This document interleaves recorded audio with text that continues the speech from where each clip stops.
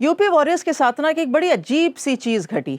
पहले तो वो एक टॉप ऑर्डर खिलाड़ी ढूंढ रहे थे कि वो अलीसा हिली के साथ ओपन कौन करेगा, क्योंकि उन्होंने श्वेता सहरावत को ट्राई किया था, बाद में किरण नवगिरे के साथ ओपन करने गए थे, लेकिन वो राइट एट द टॉप जो स्टार्ट ढूंढ रहे थे ना, इवन देविका वैद्या थी, वो मिला नहीं। तो जब वो ऑक्शन में गए, उन्होंने कहा एक हमें टॉप ऑर्डर बैटर चाहिए जो अलीसा हिली के साथ ओपन कर सके, और at the same time middle order के अंदर थोड़ी सी ज़्यादा सॉलिडिटी चाहिए। अब सॉलिडिटी कहाँ से आती है? अगर ग्रेस हैरिस हैं, चलिए आपने मान लिया तालिया मिगरा है, लेकिन उनके बाद कौन है जो बैटिंग कर सकता है और एक स्ट्रॉन्ग फिनिश दे सकता है? तो इस तरीके से ऑक्शन में गए थे। लॉरेन बेल को उन्होंने ऑक्शन से पिक किया था क्योंकि उनको लगा कि उनको फास्ट बॉलिंग एक रिसोर्स चाहिए, लेकिन वो पुल आउट करके इंग्लैंड की ड्यूटीज़ के लिए अब चामर यतापट्टू स्कीम ऑफ थिंग्स में है और उन्होंने उनको साइन किया है। डैनी वाइट को पहले ही ऑक्शन से पिक कर चुके थे। तो अब अगर हम यूपी वॉरियर्स के स्क्वाड पे नजर डालेंगे ना, तो हमारे को वहां दिखेंगे 3 बैटर्स जो कि ओपन कर सकते हैं।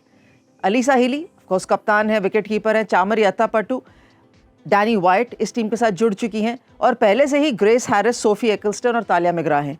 ये 6 इंटरनेशनल हैं जो यूपी वॉरियर्स के पास में हैं। इंडिया इंटरनेशनल्स हैं ऑफकोर्स अंजलि सरवने, जिन्होंने बहुत समय से क्रिकेट नहीं खेली है, दीप्ति शर्मा एक और सीजन्ड कैंपेनर हैं, राजेश्वरी गायकवाड़ के साथ साथ गौहर सुल्ताना आके जुड़ी हैं, वो भी लेफ्ट आर्म स्पिनर है। दोनों में से शायद कोई एक ही खेल पाएगा, लेकिन इस टीम के पास ऑप्शन है। यंगस्टर्स के रूप में लेग स्पिनर पार्श्वी चोपड़ा हैं, श्वेता सहरावत हैं, और इस टीम में यशस्वी पहले से ही हैं, लेकिन उनको खेलने का मौका नहीं मिला था। तो ये जो स्क्वाड है, इसके अंदर अभी भी या तो प्रॉब्लम ऑफ प्लेंटी है राइट एट द टॉप, या मिडिल ऑर्डर में किसको खिलाएं और कहां बैटिंग ऑर्डर कराएं, कहां बैटिंग कराएं और कौन से बॉलिंग कॉम्बिनेशन के साथ जा सकते हैं। पेस बॉलिंग अभी भी यूपी वॉरियर्स के लिए कंसर्न है। अंजलि सरवने, जिन्होंने बहुत समय से क्रिकेट खेली नहीं है और डोमेस्टिक क्रिकेट में भी स्क्वाड में थी, खेली नहीं है, तो उनका फिटनेस किस तरीके का है? उसके अलावा आपके पास ऑप्शन रहेगा यूपी वॉरियर्स के पास यशस्वी का। यशस्वी अंडर 19 खेली थी इंडियन टीम के लिए, लेकिन पिछले सीजन टीम के अंदर नहीं आ सकी थी। क्या इस बार खेल सकती हैं? क्या न्यू बॉल इस्तेमाल कर सकती हैं? इसके अलावा साइमा ठाकुर हैं, again a very unknown commodity, domestic cricket खेलती हुई हैं, लेकिन इंटरनेशनल लेवल पे कैसे खेलेंगी, ये एक ऑप्शन एक्सप्लोर करने की बात है, क्योंकि फास्ट बॉलिंग तो चाहिए ना यूपी वॉरियर्स को। उसके अलावा जो स्पिनर्स हैं वो खैर भरमार है, उसमें कोई दिक्कत नहीं है। यू दीप्ति शर्मा, सोफी एकिल्स्टन, पार्श्वी चोपड़ा, राजेश्वरी गायकवाड़, गौहर सुल्ताना जुड़ गई हैं, ग्रेस हैरिस, चामर यतापट्टू, ये सारा स्पिन बॉलिंग कॉम्बिनेशन है। ऑफकोर्स पार्श्वी चोपड़ा तो लास्ट ईयर खेली भी थी। लेकिन इस सबके साथ अलीसा हिली क्या ढूंढेंगी? क्योंकि बैंगलोर और दिल्ली में मैचेस हैं। बैंगलोर की पिच ऑफकोर्स एक अच्छी पिच है, जहां आपको ज़्यादा स्ट्रॉन्ग और अच्छे बॉलिंग ऑप्शंस लेके जाने चाहिए। सीम बॉलर्स को बाहर नहीं बिठा सकते। पिछली बार मुंबई के मैदान में जब था, तो सिर्फ अंजलि सरवनी फास्ट बॉलिंग करती थी, बाकी सारे स्पिनर्स गेंदबाजी करते थे, और जब ज़रूरत आती थी तो तालिया मिगरा के साथ चले जाते थे। लेकिन मुंबई में और दिल्ली में ये करना थोड़ा सा मुश्किल रहेगा, इसलिए कम से कम नहीं तो 2 फास्ट बॉलिंग ऑप्शंस लेके जाने चाहिए यूपी वॉरियर्स को।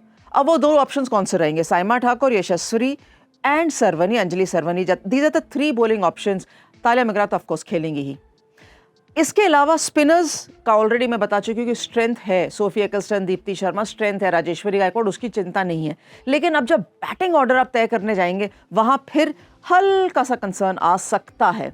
अगर right at the top Alyssa Healy open करती हैं, वेदर विद चामर यतापट्टू या विद डैनी वाइट, तो बहुत बढ़िया स्टार्ट है। You going straight away attacking against the opposition bowlers, और वो बेस्ट स्टार्ट हो सकता है।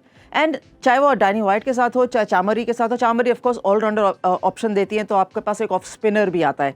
डैनी वाइट ऑफकोर्स उनकी अपनी अलग स्ट्रेंथ है as an attacking batter.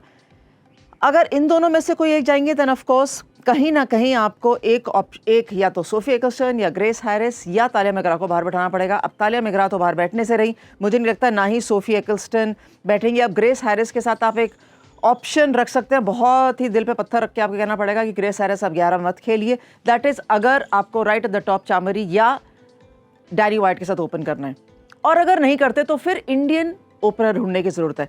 Deepti Sharma, मैं तो ऐसी नाम ले रही हूँ, अगर दीप्ति शर्मा ओपन कर सकती हैं अलीसा हिली के साथ, तो nothing like it. Left hand right hand combination भी रहेगा, और दीप्ति को एक लंबा समय भी मिलेगा एक इनिंग्स बिल्ड करके एंड कॉन्फिडेंस लेने का, because it's all a game of confidence. हम चाहते हैं दीप्ति शर्मा भी कॉन्फिडेंस में आए।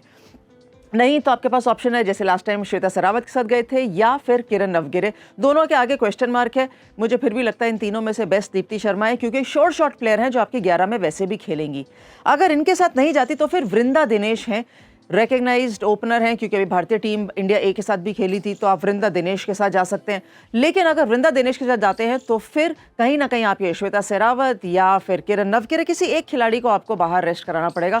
वो अगेन टीम डिसाइड करेगी कैसे कैसे नेट्स पे कौन सा प्लेयर कहाँ से शेप अप करता है। मेरे 11 जो यूपी वॉरियर्स शुरुआत कर सकती है टूर्नामेंट में, वो है Alyssa Healy to open with Kiran Navgire, Tahlia McGrath, Shweta Sehrawat, Grace Harris, Deepti Sharma, Sophie Ecclestone, Rajeshwari Gayakwad, Parshavi Chopra, Anjali Sarvani या यशस्वी इनमें से एक, एंड साइमा ठाकुर और वृंदा दिनेश इनमें से एक। ऑफकोर्स डिपेंडिंग अपॉन कि आप किसके साथ ओपन कराना चाहते हैं या किसके साथ लोअर ऑर्डर में जाना चाहते हैं या अपनी सीम बॉलिंग ऑप्शन क्रिएट करना चाहते हैं एक्स्ट्रा, ये ऑप्शंस रह सकते हैं यूपी वॉरियर्स के साथ।